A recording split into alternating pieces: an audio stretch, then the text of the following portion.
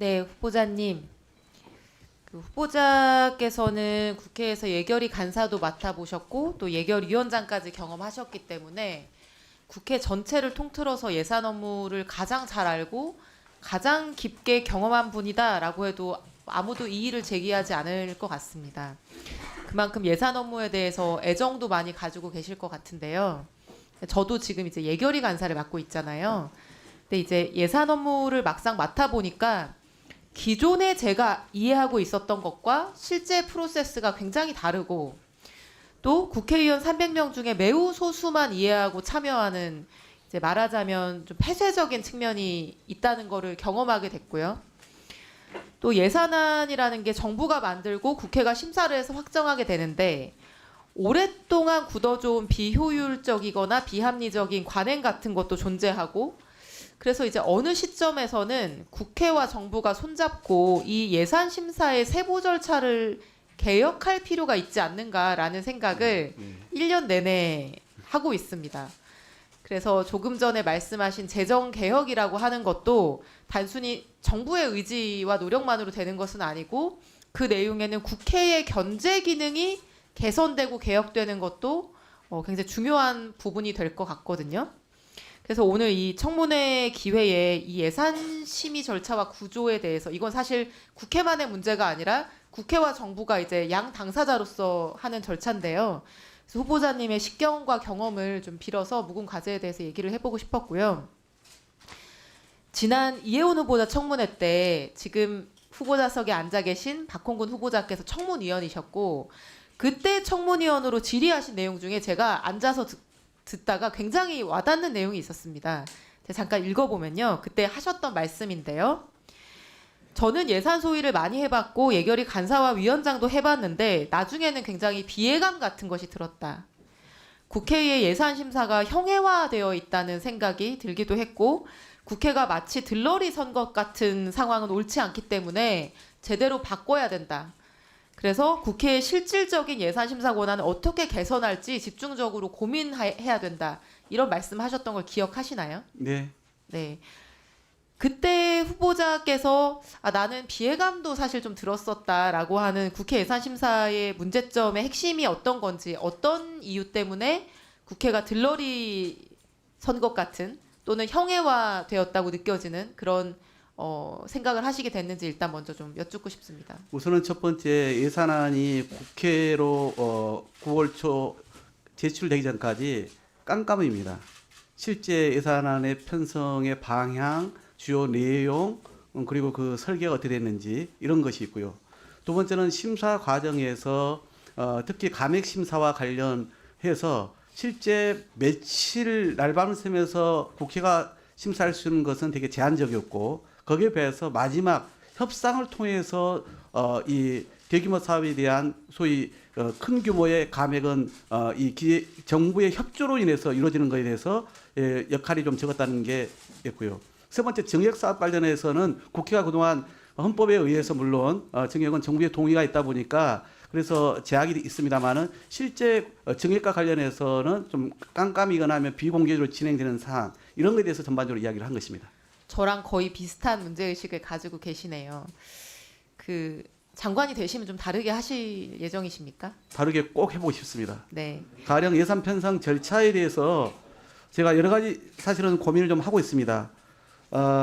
이미 제가 그 재정 운영 전문가들 모시고 그 자리에서 제가 좀 얘기한 바가 있는데 아직은 제가 장관 취임을 안 했기 때문에 실행하기에는 이른 시점입니다만은 저는 전반적으로 결산부터 시작해서 그다음에 국가 재정 운영에 대한 여러 가지 지금 이 전략 회의를 갖지 않습니까? 그런 어떤 시점의 문제 또 이 편성 지침을 만드는 거 그다음에 정부로부터 각 부처로부터 예산 수요를 받는 거 이런 등등부터 국회에서 심사 단계까지 전반적인 한번 이 프로세스에 대해서 다시 좀 살펴봐야겠다는 생각을 갖고 있습니다. 네.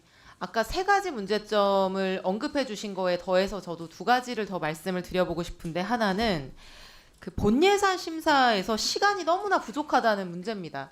사실 이제 추경이야 재난이나 위기 같은 특별 상황에서 소규모 예산을 편성하는 거고 시급한 경우가 많기 때문에 효율적인 심사가 더 중요하다고 보는데 매년 연말에 심사하는 본예산의 경우에는 전체 규모가 뭐 700조가 훨씬 넘고 모든 기관, 모든 지역에 걸치는 굉장히 광범위한 예산인데 국회 제출은 9월 초에 되지만 실제로는 정기회와 10월 말까지 국정감사가 진행이 되기 때문에 국감이 끝난 11월 초에 심사를 시작해서 12월 2일에 의결을 해야 하는, 그러니까 한 달 남짓밖에 되지 않은 심사 기간이고, 그 시간이라는 게 사실 감액안건, 증액안건을 발굴하고 검토하고 토론하고 하기에 너무 이제 촉박한 시간이고요.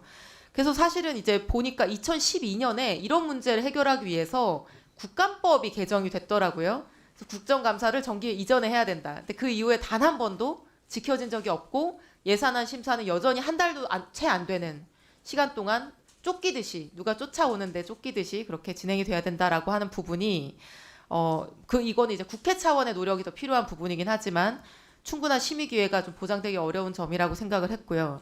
두 번째는 상임위 예산 심사 권한이 너무나 형해화되어 있다는 점입니다. 그 어떤 분야 정책에 대해서는 그 분야 상임위원이 사실 가장 전문성 가지고 있고 가장 애정이 있는데, 이게 정부안 증액 심사하면서 상임위별로 상임위원 뭐 20명, 30명 되는 의원들이 핏대 높이고 막 하루 종일 논쟁해서 상임위 의결안이 넘어와도 이게 예결위로 넘어오면 좀 심하게 말해서 책자에 인쇄된 그냥 종이에 불과하게 됩니다. 여기 슬라이드 보시는 것처럼 상임위 30명이 의결한 안건과 예결위원 1명이 서면 질의한 한 장이 사실 이제 법적 효과가 좀 동일하고요, 절차적으로.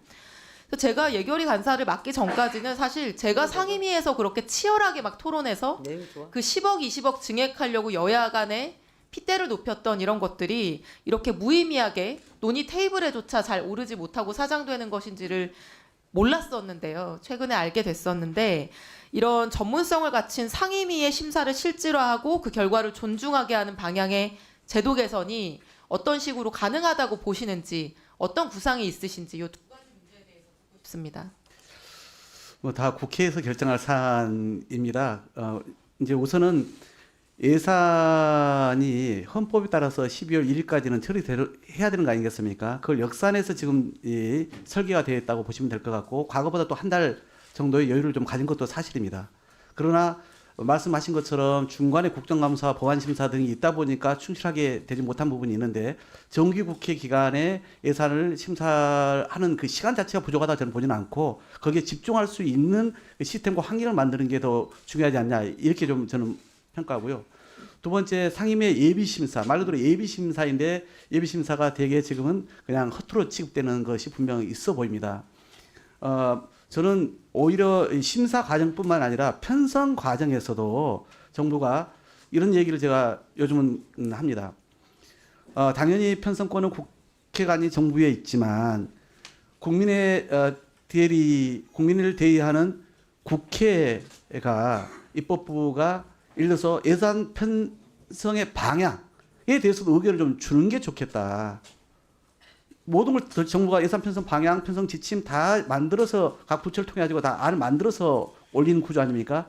그러면 예산 편성 방향부터 입법부의 의견을 예결위 의견을 통해 주면 그것도 법적 의무는 없지만은 충분히 행정부가 참조할 수 있도록 하는 것도 중요하겠다 싶고, 그다음에 지금 말씀하신 것처럼 심사 과정에서 상임위가 이렇게 형해화되는 것에 대해서는 제도 개선책이 필요해 보입니다. 그러니까 지금은 결국은 상임위에서 감액 심사는 제가 꼼꼼히 주로 보죠. 그런데 증액 심사는 아예 거들떠 보지도 않는 상황 아닙니까? 그러니까 기껏 상임위에서 그나마 이 증액의 근거를 남기기 위한 용도로 상임위가 개최되고 있다는 것이 참으로 소모적이다라고 보여집니다. 그래서 저는 그것은 국회랑 행정부가 같이 좀 머리를 맞대야 될 부분이 좀 있는 것이다. 저는 과거에는 국회 예결특위를 상설하는 것도 얘기를 한 바가 있습니다. 아예. 그런데 그렇게까지 대변화가 어렵다라면은 말씀하신 상임위의 실질화를 위해서 좀 머리를 함께 좀 맞대봤으면 좋겠습니다. 좋은 의견 주시면 반영하겠습니다. 네.